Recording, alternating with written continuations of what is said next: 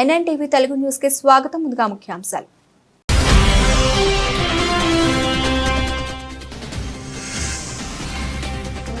ఉచిత బస్సు ప్రయాణం తప్ప ఒక్క హామీ కూడా అమలు కాలేదు. కాంగ్రెస్ ప్రభుత్వంపై మండిపడ్డ BJP MP Etela Rajender.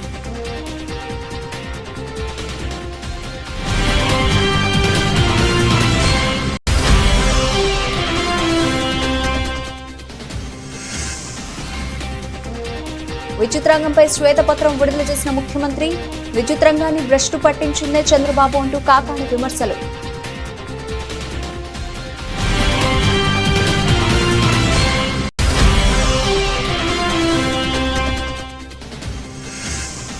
గజ్వేల్లో BJP party శ్రేణులు ఏర్పాటు చేసిన కృతజ్ఞత సభ. ముఖ్య అతిథిగా పాల్గొన్న ఎంపీ రఘునందన్ రావు. బీఆర్ఎస్ కాంగ్రెస్ పార్టీలో విమర్శలు గుప్పించిన రఘునందన్ రావు.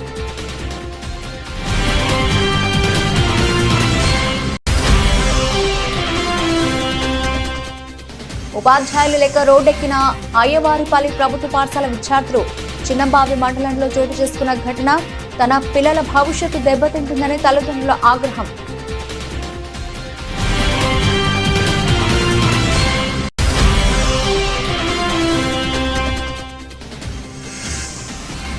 టీమిండియా కొత్త కోచ్ గా గౌతమ్ గంభీర్ నియామకం. అధికారికంగా వెల్లడించిన బీసీసీఐ కార్యదర్శి జైషా.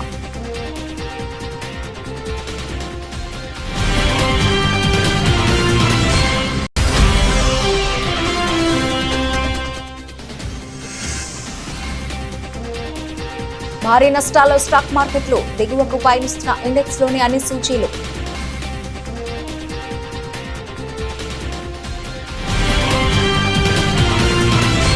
ఉచిత బస్సు ప్రయాణం తప్ప ఒక్క హామీ కూడా అమలు కాలే. ఎంపీ ఈటెల రాజేందర్. ఈ ముఖ్యమంత్రికి ఎలా నిద్రపడుతుందో విద్యార్థులు తలుచుకుంటే కేసీఆర్ లాగా మీ అడ్రస్ గల్లంత అవుతుందని కామెంట్. ప్రజలు తాత్కాలికంగా నోరు మూసుకొని ఉండవచ్చు, భయపడుతూ ఉండవచ్చు, కానీ సమయం వచ్చినప్పుడు గుద్దుడు గుద్దితే దిమ్మ తిరుగుతుందని మల్కాజ్గిరి ఎంపీ ఈటెల రాజేందర్ వ్యాఖ్యానించారు. కూకట్పల్లి అసెంబ్లీ నియోజకవర్గం ఎన్కేఎన్ఆర్ గార్డెన్స్ లో నిర్వహించిన కృతజ్ఞత సభతో పాటు పలు డివిజన్లలో ఏర్పాటు చేసిన కార్యక్రమాలకు మల్కాజ్గిరి పార్లమెంటు సభ్యులు ఈటెల రాజేందర్ హాజరు కాగా స్థానికులు ఘనంగా సన్మానించారు. ఈ సందర్భంగా ఆయన మాట్లాడుతూ, ఎంపీగా నియోజకవర్గ పరిధి చాలా పెద్దది అయినా మీ అందరినీ కలిసే ప్రయత్నం చేస్తాను. ఏ నమ్మకంతో ఓట్లు వేశారో ఆ నమ్మకాన్ని ఒమ్ము కానివ్వను. నాకు ఓట్లు వేయించినందుకు మీ అందరి పేరు నిలబడతాను. చెడపకురా చెడేవు అంటారు. నన్ను చెరిపే ప్రయత్నం చేసి కేసీఆర్ కూడా చెడిపోయారు. మల్కాజ్గిరి పార్లమెంటు పరిధిలో చైతన్యవంతమైన ప్రజలు ఉంటారు. ప్రజాస్వామ్యానికి దెబ్బ తగులుతుందంటే సరైన నిర్ణయం తీసుకుంటారు. పనులు చేసి పెడతాను. ఇప్పటికే పలువురు కేంద్ర మంత్రులను కలిసి వినతి పత్రాలు ఇచ్చి వచ్చాను అని తెలిపారు. ఉచిత బస్సు ప్రయాణం తప్ప ఒక్క హామీ కూడా అమలు కాలేదు. ఈ ముఖ్యమంత్రికి ఎలా నిద్రపడుతుందో పెనం మీద నుంచి పొయ్యిలో పడ్డట్టు ప్రజలు భావిస్తున్నారని అన్నారు. నిరుద్యోగ యువకులకైతే కేసీఆర్ ప్రభుత్వంలో నోటిఫికేషన్ రావు. నోటిఫికేషన్లు వచ్చినా ఎగ్జామ్ జరగవు. ఎగ్జామ్స్ జరిగినా ప్రతిభకు పట్టం కట్టరు. బ్రోకర్లకే నౌకర్లు వస్తాయని చెప్పి మాట్లాడిన వ్యక్తి రేవంత్ రెడ్డి గారు. ఆయన తెలంగాణ తెచ్చుకున్నది ఉద్యోగాల కోసమని చెప్పి మా ప్రభుత్వం అధికారం వచ్చిన వెంటనే 2 లక్షల ఉద్యోగాలు భర్తీ చేస్తామని చెప్పి మాట ఇచ్చిన రేవంత్ రెడ్డి గారు ఉద్యోగ క్యాలెండర్ లేదు.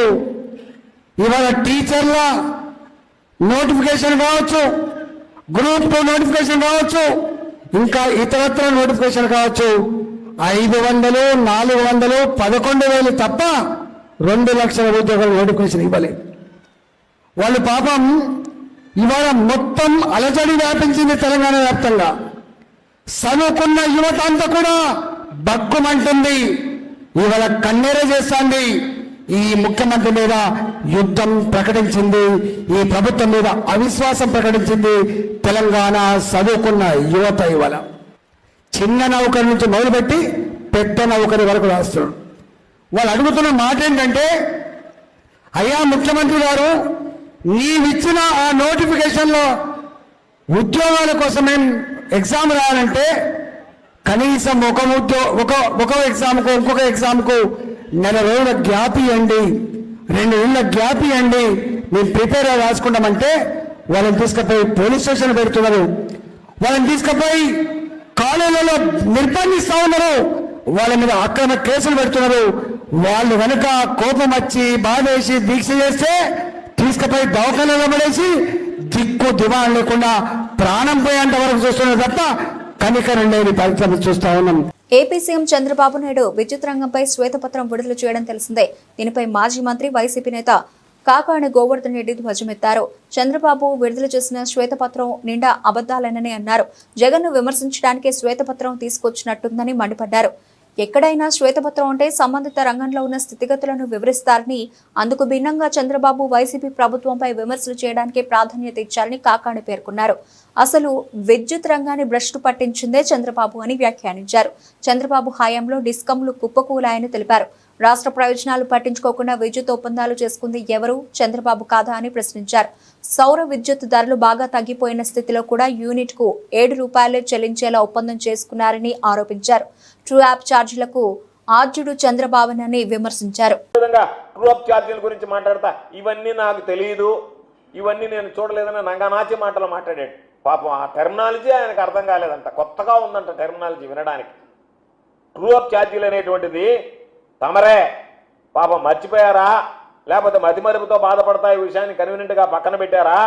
2014 నుంచి 2018, 2019 వరకు తమరు దానికి తీసుకొచ్చినటువంటిది ఆమోదిత మరియు వాస్తవ పంపిణీ ఖర్చు అని చెప్పి ట్రూ అప్ ఛార్జీలు నిర్వహణకు సంబంధించి వ్యయం, అదేవిధంగా తరుగుదలకు సంబంధించి, మూలధనానికి సంబంధించినటువంటి ప్రతిఫలం, వీటన్నిటికీ సంబంధించి ఆ రోజు తమరు తీసుకున్నటువంటిది ఆ వ్యత్యాసాన్ని ఏదైతే ఉందో ఈపీఈఆర్సీ ఉత్తర్వుల ప్రకారం ఇవ్వాలని తమర హయాంలో చేసినటువంటి నిర్ణయం, తమరు తీసుకున్నటువంటి నిర్ణయం, తమర హయాంలో ఏపీఈఆర్సీ ఇచ్చినటువంటి నిర్ణయం, తమర హయాంలో వచ్చినటువంటి బాధుడు.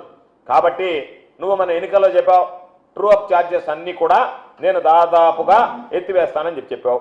మేము అడుగుతున్నాం, ఈరోజు ట్రూ అప్ ఛార్జీల గురించి మీడియా అడిగితే దాన్ని నేను తీసివేస్తాననేటువంటి మాట మాట్లాడకుండా దాటవేశావు. అన్ని విషయాల్లో ఏ విధంగా మాయ చేస్తున్నావో, మోసం చేస్తున్నావో, అదే విధంగా ఇది కూడా మోసం చేస్తున్నావు, మాయ చేస్తున్నావు అనేటువంటిది అర్థమవుతుంది.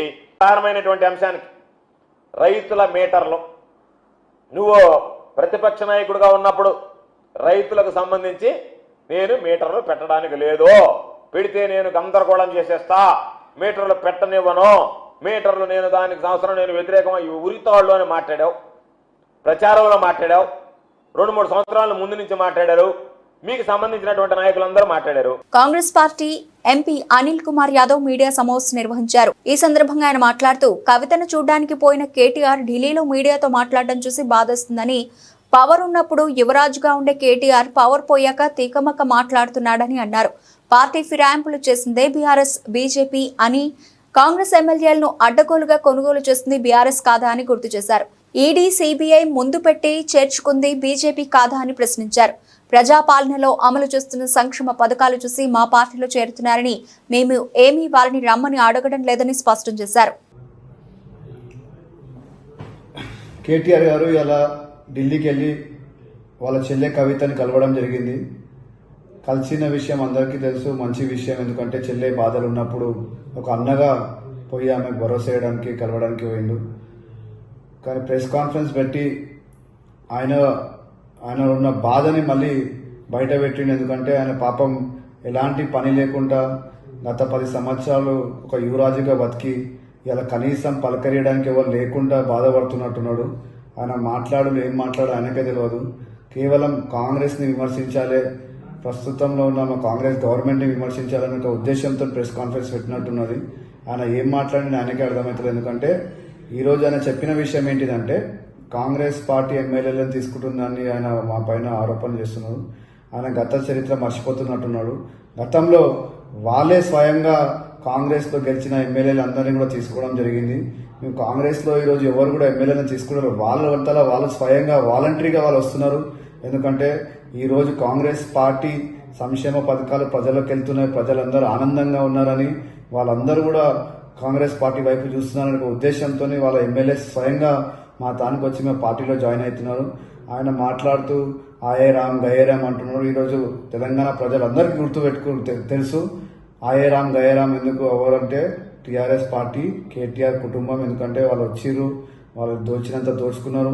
ఇలా తెలంగాణ ప్రజలే వాళ్ళకు బుద్ధి చెప్పారు. మొన్న కూడా ఎలక్షన్స్లలో చూసినాం మనం, రాష్ట్ర ఒప్పందం ఏదైతే శ్రీకట్లో సంసారం చేస్తున్నారు బీజేపీ టీఆర్ఎస్ పార్టీ నాయకులు.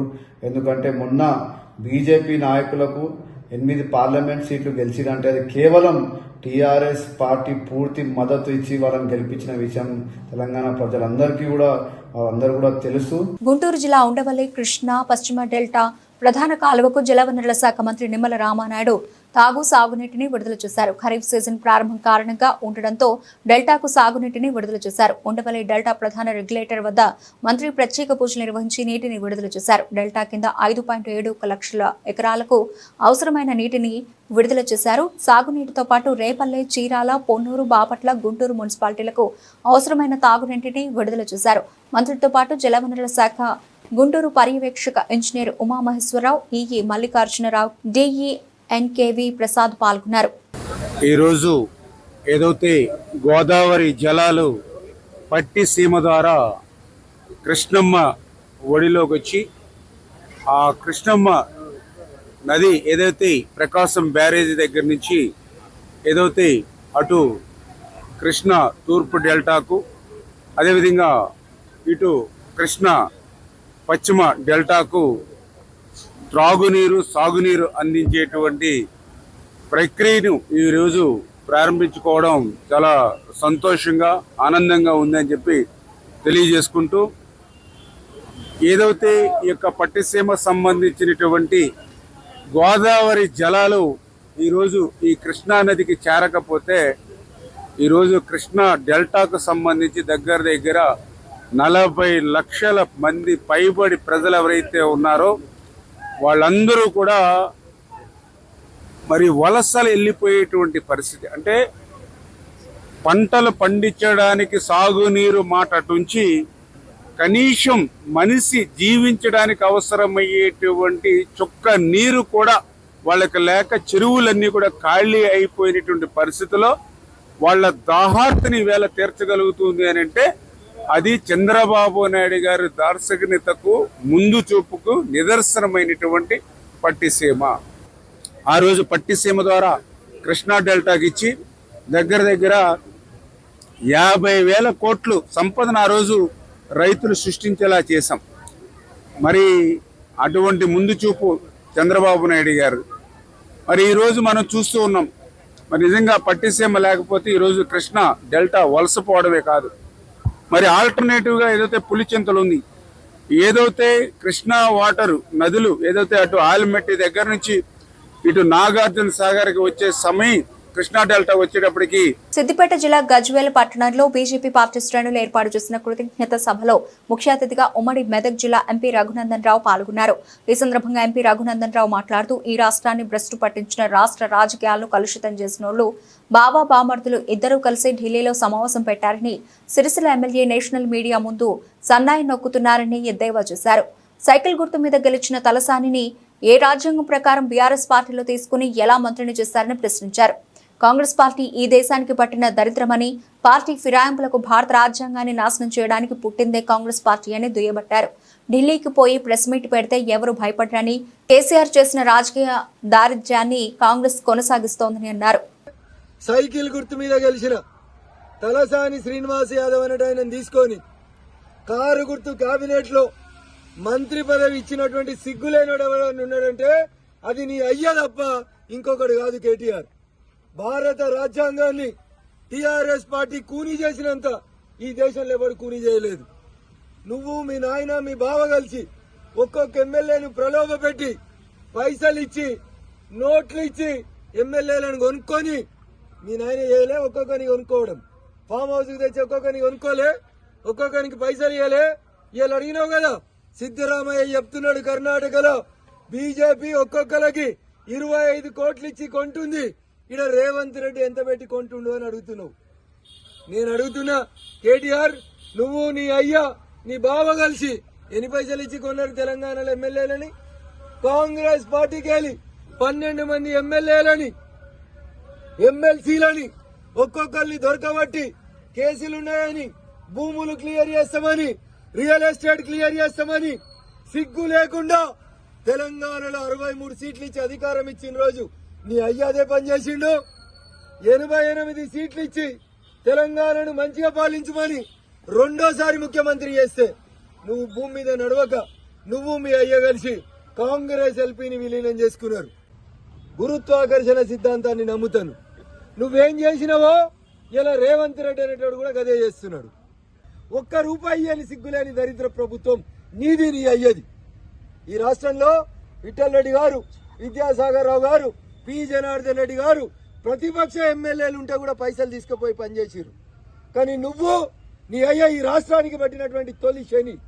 మీరు ప్రతిపక్ష ఎమ్మెల్యేలకి, నాలాంటి నోరున్న ఎమ్మెల్యేలకి డబ్బులు ఇవ్వకుండా, నియోజకవర్గం అభివృద్ధి కాకుండా పోలీసులని పైసలు వంచేటువంటి మిషన్లుగా వాడుకొని ప్రజాస్వామ్యాన్ని కూని చేసిన దరిద్రులు, దౌర్భాగ్యులు ఎవరైనా ఉన్నారు ఈ తెలంగాణ గడ్డ మీద అంటే అది కేసీఆర్ కుటుంబం. శ్రీకాకుళం కలెక్టర్తో ఎచ్చెర్ల శాసనసభ్యులు నడుకుదిచి ఈశ్వరరావు భేటీ. ఈ సందర్భంగా ఎచ్చెర్ల నియోజకవర్గంలో పలు సమస్యలను ఆయన కలెక్టర్ దృష్టికి తీసుకెళ్లారు. సమస్యల పరిష్కారానికి చర్యలు తీసుకోవాలని కోరారు. అభివృద్ధి కార్యక్రమాలపై దృష్టి పెట్టాలన్నారు. అలాగే వివిధ అంశాలపై కలెక్టర్తో చర్చించారు.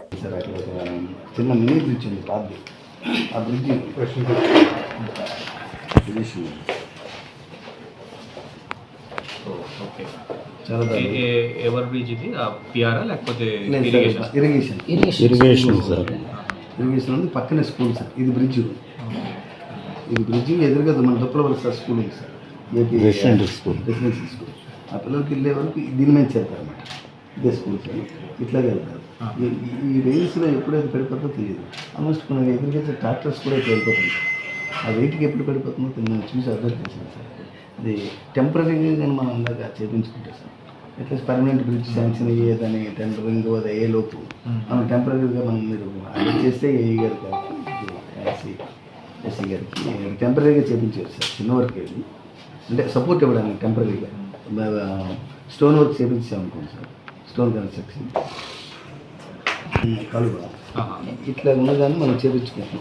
మెయింటైన్ చేపిస్తాం. అంటే దీన్ని ఏమంటారు, దీన్ని గుర్రపడెక్ అంటారు. వాటర్ని బ్రేక్ చేస్తారు సార్. దీన్ని మెయింటైన్ చేయవలసిన పని ఉన్నాయి. ఇది ఇప్పుడు మనం మన ఏరియాలో మనం చేయించుకుంటాం సార్. కానీ మనకన్నా ముందు ఒక 12 కిలోమీటర్స్ సంతకవటి మండలంలో ఉండిపోయింది సార్.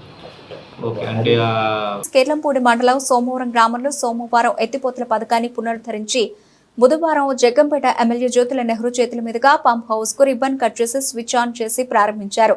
ఈ సందర్భంగా జ్యోతుల నెహ్రూ మాట్లాడుతూ రైతులందరికీ నీరు ఇచ్చే కార్యక్రమం చేస్తున్నామని, 1962 నుంచి నిర్విరామంగా పనిచేస్తున్న పంపింగ్ స్కీమ్ ఆంధ్ర రాష్ట్రంలో ఏదైనా ఉంది అంటే అది సోమవారం పంపింగ్ స్కీమ్ అని, ప్రభుత్వంతో పాటు రైతుల ఆర్థిక వనరులు సమకూర్చుకొని నడిపించుకుంటున్నారని అన్నారు. సోమవారం పంపు హౌస్ పునరుద్ధరించి ప్రారంభోత్సవం చేసి రైతులకు నీరందించామని, ఏలేరు నీటిని పంపుల ద్వారా లిఫ్ట్ చేసి 1200 ఎకరాలకు సోమవారం లిఫ్ట్ ద్వారా 22 క్యూసెక్కుల నీరు సోమవారం, అలాగే ఇరిపాక, బూరుగుపూడి, కృష్ణవరం గ్రామాల రైతులకు సాగునీరు అందిస్తున్నామని అన్నారు.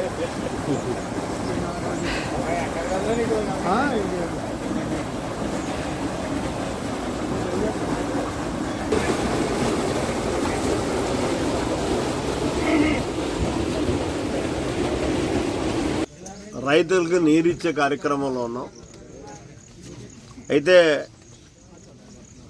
ఇవన్నీ లిఫ్ట్ ఇరిగేషన్లు ఎప్పుడో 1962 నుంచి పనిచేస్తున్నటువంటి స్కీము ఏదైనా ఆంధ్ర రాష్ట్రంలో ఉంది అంటే ఆగకుండా సోమవారం లిఫ్ట్ ఇరిగేషన్ స్కీమ్ ఒకటి. అంటే దీనికి మెయిన్గా ప్రభుత్వం యొక్క ప్రోత్సాహం కాదు, ప్రభుత్వాలకంట రైతుల ప్రోత్సాహం. ఇవాళ ఇక్కడ రైతు ఎకరానికి 400 రూపాయలు వేసుకుని మెయింటెనెన్స్ అంతా కూడా వాళ్లే భరిస్తూ ఈ స్కీమ్ని నిర్వహణ చేస్తున్నటువంటి పరిస్థితి. రైతుల్లో ఐక్యత ఉంటే ఏదైనా చేయొచ్చు అనడానికి ఇదే నిదర్శనం. చెరువులో అయాచితంగా వచ్చినటువంటి నీరునే సక్రమంగా పంచుకున్నటువంటి పరిస్థితి ఉంటుంది. అలాంటి చిన్న చిన్న ఇబ్బందులు వస్తున్నా సరే కానీ దీన్ని ఆర్థిక వనరు లేకపోయినా ఆర్థిక వనరును రైతులే సమకూర్చుకుని ఈ స్కీమ్ని దిగ్విజయంగా 2 పంటలు కూడా పండించుకుంటున్నటువంటి పరిస్థితి. ఇక్కడ ఏలేరు ఏదైతే శాండ్ తీసేయడం వల్ల ప్రతి సంవత్సరం అడుక్కుపోతున్నటువంటి పరిస్థితి ఉంది. ఈ పరిస్థితుల్లో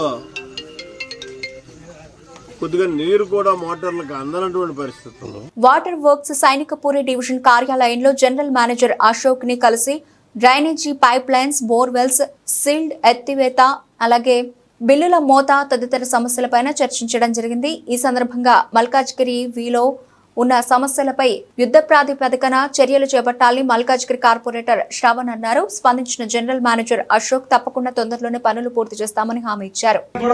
లేకపోతే ఆయన అంతా ఫోన్ చేసి ఇట్లా వస్తలేదంటే పెద్ద మనిషి 80 ఏళ్ళు రాకపోతే నేను మళ్ళీ డబ్బులు ఇట్లా సపరేట్ రావట్లేదు చెప్తే పోయి మీరు అన్నది ఏంటంటే మీరు అన్నది నిజమే. ఎందుకంటే ఆ స్థలంలో అది వాళ్ళకి తెలియట్లేదు, కొందరికి తెలుస్తుంది, కొందరు తెలియట్లేదు. తెలియని తెలియజెప్పాలంటే మరి వాళ్ళు మెసేజ్ పెట్టాలి. చాలా ప్రాబ్లం ఉంది సార్. ఇంకోటి కమర్షియల్ బిల్డింగ్ చేస్తున్నారు సార్ ఈ మధ్య. ఇదేందో నాకు అర్థమైంది. మెయిన్ రోడ్ వస్తున్నారు. ఇప్పుడు ఒక స్టెకర్ కనిపించింది మొన్న February 24 లో కన్వర్ట్ చేశారు కమర్షియల్ లో. కన్వర్ట్ చేసిన తర్వాత మొన్న జూలైలో బిల్ ఇస్తే మొత్తం సెప్టెంబర్ 22 నుంచి ఇప్పటిదాకా పడింది. అది ఎలక్ట్రికల్ సార్ తో మాట్లాడాను నేను ఆల్రెడీ. సార్ తో మాట్లాడితే మీరు ఒక లెటర్ రాసి పంపించండి, హెడ్ ఆఫీస్ మార్చాలి. అంటే ఫస్ట్ ఆఫ్ ఆల్ అదొకటి. సెకండ్ థింగ్ ఏంటంటే వాళ్ళ ఇంట్లో ఉన్నది ఒకటే సెటర్. ఇప్పుడు 50 స్క్వేర్ మీటర్స్ అంటే అట్లీస్ట్ 10 into 5 మీటర్స్ మీటర్స్ లో కదా. కానీ ఇక్కడ వాళ్ళు ఒక్కసారి మాట్లాడరా చెప్పు. ఒక్క ఇష్యూ ఈ రోజు ఎక్కడ అక్కడ ఎక్స్పెక్ట్ చేసి చెప్తున్నారు మీరు. అరే ఎక్కడ పోతా నీళ్లు ఇప్పుడు నేను అనేది అదే. ఇప్పుడు ప్రతిసారి ఇప్పుడు సభ్యులు కూడా వచ్చారు. ప్రాబ్లం ఏం చెప్పి మండల కేంద్రంలోని అయ్యవారిపల్లి గ్రామం ప్రభుత్వ పాఠశాల యందు సరిపడా టీచర్స్ లేక విద్యార్థులు వారి తల్లిదండ్రులు రోడ్డెక్కిన ఘటన చిన్నంబావి మండలంలో చోటు చేసుకుంది. అయ్యవారిపల్లి ఉన్నత పాఠశాలలో 69 మంది విద్యార్థులు ఉండగా కేవలం ప్రధానోపాధ్యాయులు, వ్యాయామ టీచర్ ఉన్నారు. 6 సబ్జెక్టులకు టీచర్స్ లేక తన పిల్లల భవిష్యత్తు దెబ్బతింటుందని విద్యార్థుల తల్లిదండ్రులు ఆగ్రహం వ్యక్తం చేశారు. గత సంవత్సరం కూడా హిందీ, ఇంగ్లీష్, సోషల్ టీచర్స్ లేక ఊరి సహకారంతో విద్యా వాలంటీర్స్ ని తీసుకుని గత సంవత్సర కాలాన్ని పూర్తి చేశారు. ఈ విద్యా సంవత్సరం విద్యార్థుల సంఖ్య బట్టి కనీసం 6 టీచర్లు అవసరం పడుతుంది. గతంలో తల్లిదండ్రులు టీచర్ల కొరత గురించి విద్యాశాఖ అధికారుల దృష్టికి తీసుకెళ్లినా ఫలితం లేకుండా పోయింది. దీంతో అయ్యవారిపల్లి ఉన్నత పాఠశాల విద్యార్థులు తరగతులు బహిష్కరించి తల్లిదండ్రులతో గ్రామస్తులు కలిసి రోడ్డెక్కి ధర్నా చేశారు. టీచర్లను వెంటనే భర్తీ చేయాలంటూ నినాదాలు చేశారు.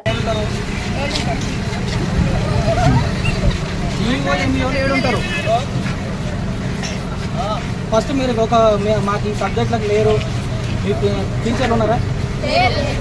ఎంతమంది టీచర్లు లేరు? ప్రిన్సిపాల్ ఉన్నాడా? మరి మీ ప్రిన్సిపాల్ తో లెటర్ ఇప్పించారా? ఏడు మీ ప్రిన్సిపాల్ ఎవరు? ఇప్పుడు మీరు ఎంఈఓకు లెటర్ ఇవ్వాలి. లెటర్ ఇచ్చినాం. ఇది ఏడు ఉంది మీ లెటర్ ఇచ్చినట్టు. మా ప్రిన్సిపల్ సార్ లెటర్ ఇచ్చింది ఫస్ట్.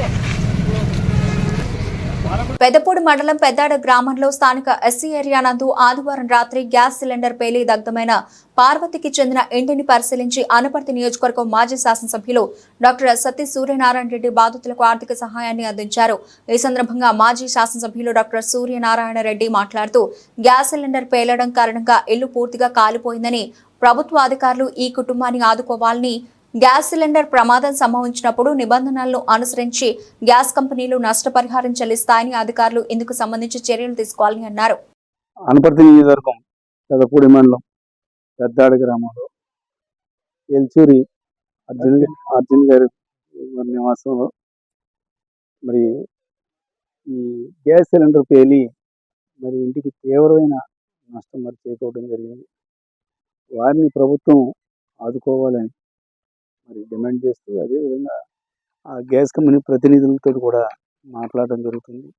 కంపెనీ నుంచి మీకు ఏమైతే మరి లబ్ధి ఉంటుందో అవన్నీ కూడా వీళ్ళకి వచ్చేలాగా చూడమని కూడా కంపెనీ వారిని కూడా కోరడం జరుగుతుంది. ఏది ఏమైనా అతి పేదవారైన వీరి కుటుంబానికి ఇది చాలా తీవ్రమైన నష్టం. దీనికి సంబంధించి మరి పెద్దాడ గ్రామానికి సంబంధించిన వైఎస్ఆర్ కాంగ్రెస్ పార్టీ కార్యకర్తలు, నాయకులు సమకూర్చిన బియ్యం, అదేవిధంగా నగదు సహాయం కూడా వారికి నా చేతుల మీదుగా అందజేయడం. దీనికి సహకరించిన పెద్దాడ గ్రామ సర్పంచ్ గారికి, గ్రామ పెద్దలు రామకృష్ణ గారికి, మిగతా నాయకులకి కూడా ధన్యవాదాలు తెలియజేస్తాను. టీమిండియా హెడ్ కోచ్ గా మాజీ ఆటగాడు గౌతమ్ గంభీర్ ను నియమించారు. ఈ మేరకు బీసీసీఐ కార్యదర్శి జైషా సోషల్ మీడియా ద్వారా వెల్లడించారు. భారత క్రికెట్ జట్టు నూతన హెడ్ కోచ్ గా గౌతమ్ గంభీర్ కు స్వాగతం పలుకుతున్నామని జైషా తెలిపారు. గంభీర్ టీమిండియా కోచింగ్ పగ్గాలు అందుకోవడం ఎంతో సంతోషం కలిగిస్తోందని పేర్కొన్నారు. ఆధునిక తరం క్రికెట్ ఎంతో వేగంగా పరిణామం చెందుతోందని, ఇప్పటి క్రికెట్ తీరుతెన్నుల పట్ల గంభీర్ కు నిశిత పరిజ్ఞానం ఉందని అభిప్రాయపడ్డారు. తన కెరీర్లో గంభీర్ అనేక పాత్రలను సమర్థంగా నిర్వర్తించాడని, ఇప్పుడు భారత క్రికెట్ ను ముందుకు నడిపించడానికి గంభీర్ తనకి తగిన వ్యక్తి అని బలంగా నమ్ముతున్నానని జైషా వివరించారు. టీమిండియా పట్ల దార్శనికత, అపారమైన అనుభవం దృష్టిలో ఉంచుకొని చూస్తే ఎంతో ఉద్విగ్నభరితమైన ఈ కోచింగ్ పదవిని చేపట్టడానికి అన్ని అర్హతలు ఉన్నవాడు గంభీరే అని అర్థమవుతుందని తెలిపారు. ఈ కొత్త ప్రస్థానం ప్రారంభిస్తున్న గంభీర్ కు బీసీసీఐ సంపూర్ణ మద్దతు ఇస్తుందని జైషా వెల్లడించారు. దేశీయ స్టాక్ మార్కెట్లు బుధవారం భారీ నష్టాలతో ప్రారంభమయ్యాయి. ఈ క్రమంలో ఇండెక్స్ లోని అన్ని సూచీలు దిగువకు పయనిస్తున్నాయి. ఈ నేపథ్యంలో ఉదయం 10:15 నాటికి సెన్సెక్స్ 371 పాయింట్ల నష్టపోయి 79,989 పరిధిలో ఉండగా, నిఫ్టీ 102 పాయింట్లు తగ్గి 24,330 స్థాయి వద్ద ఉంది. మరోవైపు బ్యాంక్ నిఫ్టీ 285 పాయింట్లు కోల్పోగా, నిఫ్టీ మిడ్ క్యాప్ సూచి 582 పాయింట్లు తగ్గింది. అమెరికన్ ఫ్యూచర్స్ మార్కెట్లు కూడా ఫ్లాట్ గా ఉన్న నేపథ్యంలో ఈ ప్రభావం దేశీయ మార్కెట్లపై కనిపిస్తోంది. ఈ క్రమంలో ప్రస్తుతం M&M, HCL చెక్, SBI, Shriram finance, coal India stocks top 5 నష్టాల్లో ఉండగా, Maruti Suzuki, Eicher Motors, Britannia, NTPC, Divi's labs వంటి సంస్థల స్టాక్స్ టాప్ 5 లాభాల్లో ఉన్నాయి. జూలై 9న విదేశీ సంస్థాగత ఇన్వెస్టర్లు 314.46 కోట్ల రూపాయల విలువైన షేర్లను కొనుగోలు చేయగా, దేశీయ సంస్థాగత ఇన్వెస్టర్లు 1,416.46 కోట్ల రూపాయల విలువైన షేర్లను కొనుగోలు చేశారు. బులెటిన్ ముగించే ముందు హెడ్లైన్స్ మరోసారి.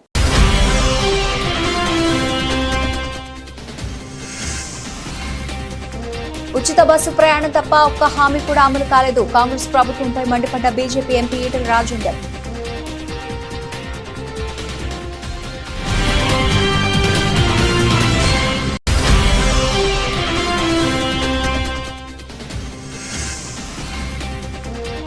విద్యుత్ రంగంపై శ్వేతపత్రం విడుదల చేసిన ముఖ్యమంత్రి, విద్యుత్ రంగాన్ని భ్రష్టు పట్టించిందే చంద్రబాబు అంటూ కాకాని విమర్శలు.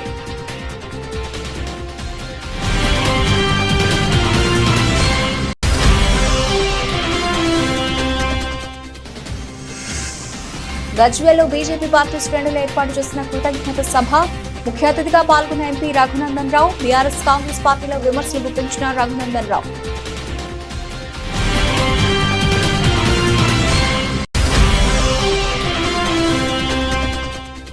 ఉపాధ్యాయులు లేక రోడ్డెక్కిన అయ్యవారిపల్లి ప్రభుత్వ పాఠశాల విద్యార్థులు. చిన్నంబావి మండలంలో చోటు చేసుకున్న ఘటన. తన పిల్లల భవిష్యత్తు దెబ్బతింటుందని తల్లిదండ్రుల ఆగ్రహం.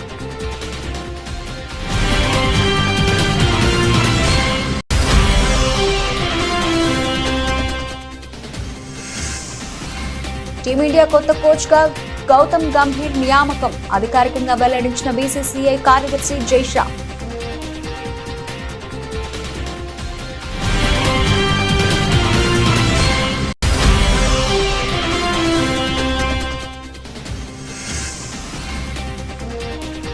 భారీ నష్టాల్లో స్టాక్ మార్కెట్లు. దిగువకు పయనిస్తున్న ఇండెక్స్ లోని అన్ని సూచీలు.